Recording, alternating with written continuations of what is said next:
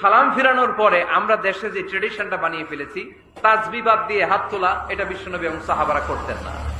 কিন্তু নামাজের পরে সমস্ত মুসল্লিদের নিয়ে হাত তুলে মোনাজাত প্রতি অর্থে তিনি করেছেন, এর কোনো দলিল নাই। কাজী যার দলিল নাই, সেগুলি যা রাসূলুল্লাহ করেন নাই, তা আমাদের জন্য করা উচিত নয়। ইমাম সাহেব হাত তুলে দোয়া করা এবং তার সাথে সবাই মিলে একসাথে দোয়া করা বেদাত, জঘন্য বেদাত।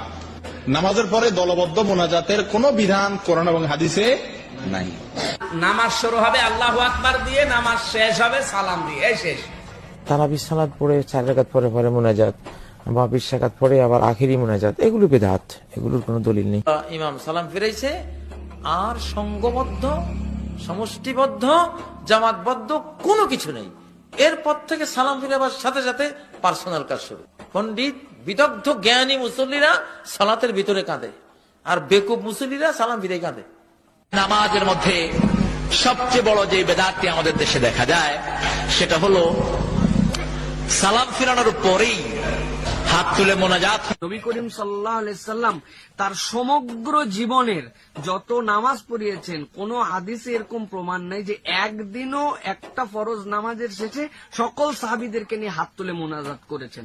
এটাকে জরুরি মনে করলে, নামাজের অংশ মনে করলে, এটা অবশ্যই বিদআত হয়ে যাবে।